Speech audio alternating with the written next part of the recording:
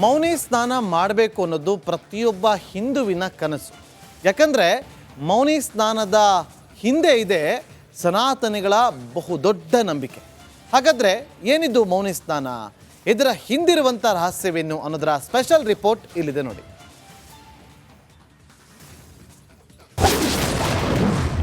ಮಹಾಕುಂಭದಲ್ಲಿ ಮೌನಿ ಸ್ನಾನದ ಸಡಗರ, ಸಾಗರೋಪಾದಿಯಲ್ಲಿ ಭಕ್ತರ ಜಮಾವಣೆ, ತ್ರಿವೇಣಿ ಸಂಗಮದಲ್ಲಿ ಕಿಕ್ಕಿರಿದು ಸೇರಿದ ಭಕ್ತರು. ಎಸ್, ಇದೀಗ ದೇಶ ವಿದೇಶದಲ್ಲೂ ಮೌನಿ ಸ್ನಾನದ್ದೇ ಮಾತು.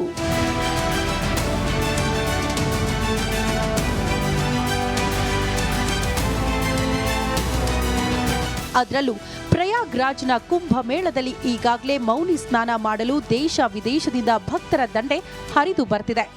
ತ್ರಿವೇಣಿ ಸಂಗಮದಲ್ಲಿ ಹಿಂದೂಗಳ ಸುನಾಮಿಯನ್ನೇ ಕಾಣಬಹುದು.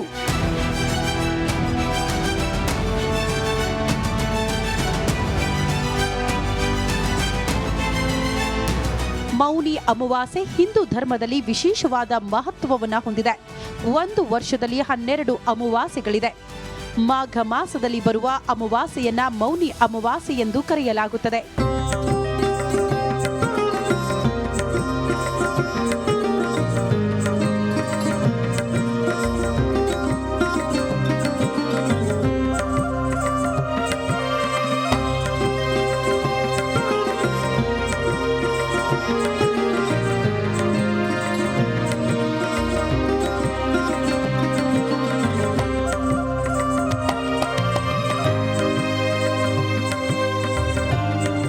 ಮೌನಿ ಅಮಾವಾಸ್ಯೆ ಎಂದು ಸ್ನಾನ ಮಾಡಿ ದಾನ ಮಾಡೋದ್ರಿಂದ ಪುಣ್ಯ ಫಲ ಸಿಗುತ್ತೆ ಅನ್ನೋದು ಹಿಂದೂಗಳ ದೊಡ್ಡ ನಂಬಿಕೆ.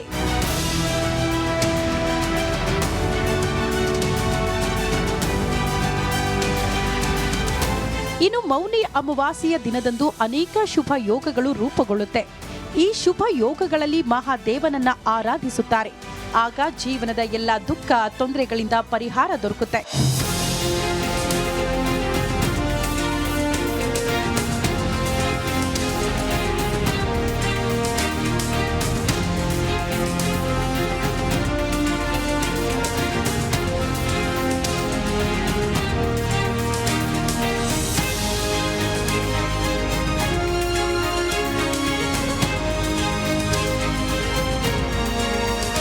ಈ ಶುಭ ಗಳಿಗೆಯಲ್ಲಿ ಪೂರ್ವಜರಿಗೆ ತರ್ಪಣ ಹಾಗೂ ಪಿಂಡದಾನವನ್ನ ಅರ್ಪಿಸುವ ಸಂಪ್ರದಾಯವೂ ಇದೆ. ಈ ಶುಭ ದಿನದಂದು ಗಂಗಾ ನದಿಯಲ್ಲಿ ಸ್ನಾನ ಮಾಡೋದ್ರಿಂದ ಅನೇಕ ಜನ್ಮಗಳಲ್ಲಿ ಮಾಡಿದ ಪಾಪ ಕರ್ಮಗಳೆಲ್ಲ ಕಳೆಯುತ್ತವೆ ಅನ್ನೋ ನಂಬಿಕೆ ಹಿಂದೂಗಳದ್ದು.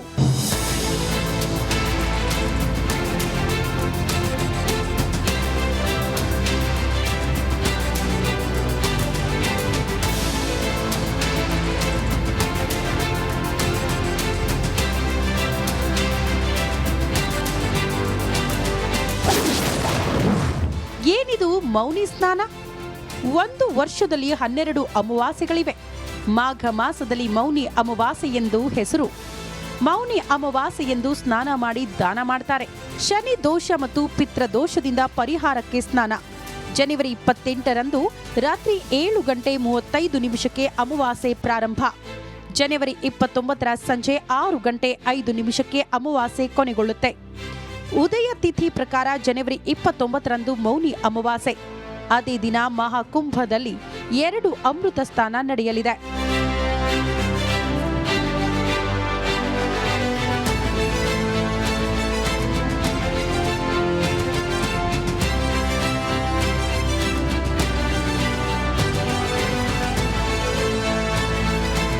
ಮೌನಿ ಅಮಾವಾಸ್ಯೆಯಂದು ದೇವರು ಹಾಗೂ ದೇವತೆಗಳು ಗಂಗಾ ನದಿಯ ದಡದಲ್ಲಿ ಹಾಗೂ ಸಂಗಮದಲ್ಲಿ ಸ್ನಾನವನ್ನ ಮಾಡ್ತಾರೆ. ಇದನ್ನು ಅಮೃತ ಸ್ನಾನವೆಂದು ಕರೆಯಲಾಗುತ್ತದೆ.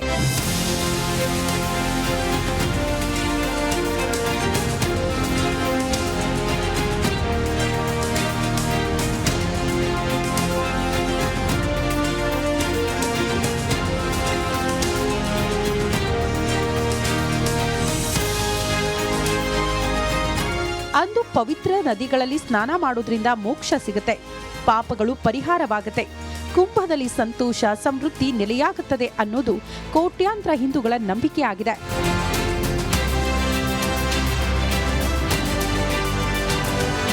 ಒಟ್ನಲ್ಲಿ ಮೌನಿ ಸ್ನಾನಕ್ಕಾಗಿ ಈಗಾಗಲೇ ಕೋಟ್ಯಾಂತರ ಭಕ್ತರು ಕುಂಭಮೇಳದಲ್ಲಿ ಕಿಕ್ಕಿರಿದು ಸೇರಿದ್ದಾರೆ. ಆ ಮೂಲಕ ಇಡೀ ಜಗತ್ತು ಮೌನಿ ಸ್ನಾನದ ಕಡೆ ನೋಡ್ತಾ ಇದೆ.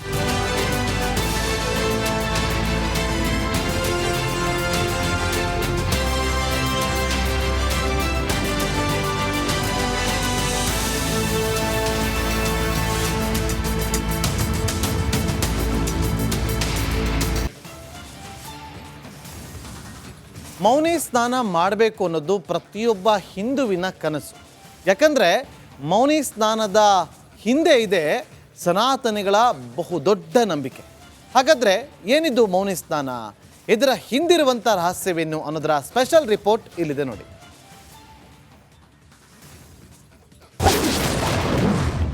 ಮಹಾಕುಂಭದಲ್ಲಿ ಮೌನಿ ಸ್ನಾನದ ಸಡಗರ, ಸಾಗರೋಪಾದಿಯಲ್ಲಿ ಭಕ್ತರ ಜಮಾವಣೆ, ತ್ರಿವೇಣಿ ಸಂಗಮದಲ್ಲಿ ಕಿಕ್ಕಿರಿದು ಸೇರಿದ ಭಕ್ತರು. ಎಸ್, ಇದೀಗ ದೇಶ ವಿದೇಶದಲ್ಲೂ ಮೌನಿ ಸ್ನಾನದ್ದೇ ಮಾತು.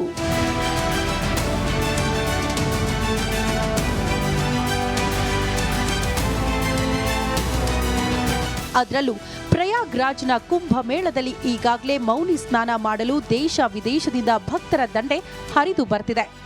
ತ್ರಿವೇಣಿ ಸಂಗಮದಲ್ಲಿ ಹಿಂದೂಗಳ ಸುನಾಮಿಯನ್ನೇ ಕಾಣಬಹುದು.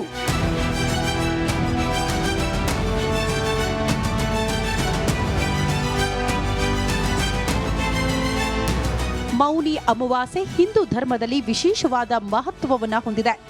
ಒಂದು ವರ್ಷದಲ್ಲಿ 12 ಅಮಾವಾಸ್ಯೆಗಳಿದೆ. ಮಾಘ ಮಾಸದಲ್ಲಿ ಬರುವ ಅಮಾವಾಸ್ಯೆಯನ್ನ ಮೌನಿ ಅಮಾವಾಸ್ಯೆ ಎಂದು ಕರೆಯಲಾಗುತ್ತದೆ.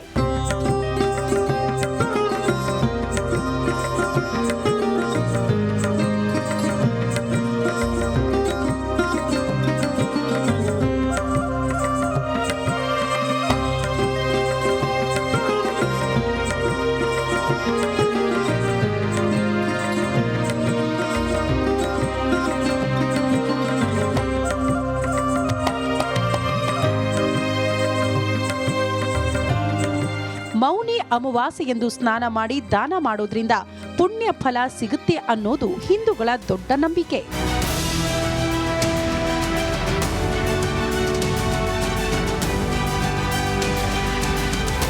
ಇನ್ನು ಮೌನಿ ಅಮಾವಾಸ್ಯೆಯ ದಿನದಂದು ಅನೇಕ ಶುಭ ಯೋಗಗಳು ರೂಪುಗೊಳ್ಳುತ್ತೆ. ಈ ಶುಭ ಯೋಗಗಳಲ್ಲಿ ಮಹಾದೇವನನ್ನ ಆರಾಧಿಸುತ್ತಾರೆ. ಆಗ ಜೀವನದ ಎಲ್ಲ ದುಃಖ ತೊಂದರೆಗಳಿಂದ ಪರಿಹಾರ ದೊರಕುತ್ತೆ.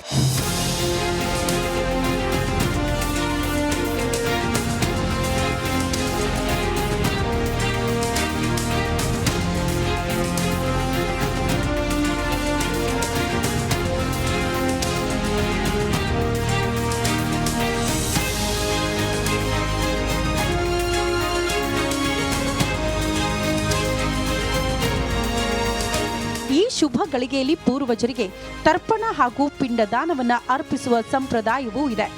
ಈ ಶುಭ ದಿನದಂದು ಗಂಗಾ ನದಿಯಲ್ಲಿ ಸ್ನಾನ ಮಾಡೋದ್ರಿಂದ ಅನೇಕ ಜನ್ಮಗಳಲ್ಲಿ ಮಾಡಿದ ಪಾಪ ಕರ್ಮಗಳೆಲ್ಲ ಕಳೆಯುತ್ತವೆ ಅನ್ನೋ ನಂಬಿಕೆ ಹಿಂದೂಗಳದ್ದು.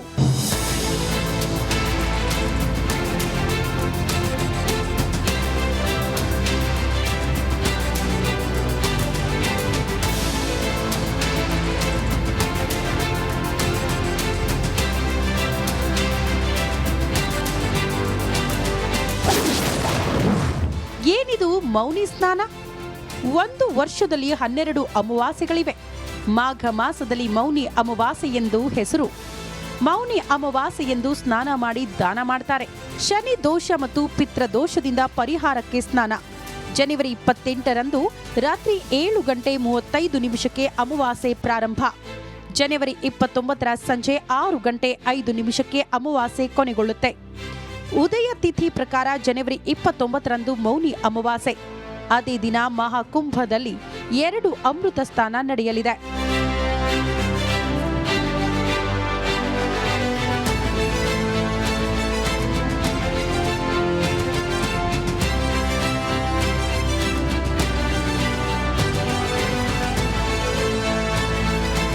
ಮೌನಿ ಅಮಾವಾಸ್ಯೆಯಂದು ದೇವರು ಹಾಗೂ ದೇವತೆಗಳು ಗಂಗಾ ನದಿಯ ದಡದಲ್ಲಿ ಹಾಗೂ ಸಂಗಮದಲ್ಲಿ ಸ್ನಾನವನ್ನ ಮಾಡ್ತಾರೆ. ಇದನ್ನು ಅಮೃತ ಸ್ನಾನವೆಂದು ಕರೆಯಲಾಗುತ್ತದೆ.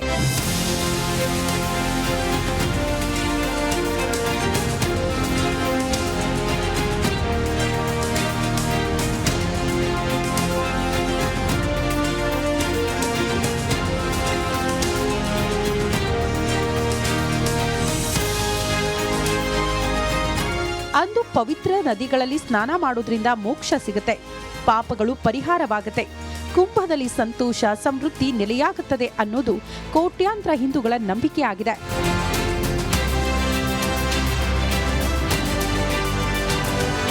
ಒಟ್ನಲ್ಲಿ ಮೌನಿ ಸ್ನಾನಕ್ಕಾಗಿ ಈಗಾಗಲೇ ಕೋಟ್ಯಾಂತರ ಭಕ್ತರು ಕುಂಭಮೇಳದಲ್ಲಿ ಕಿಕ್ಕಿರಿದು ಸೇರಿದ್ದಾರೆ.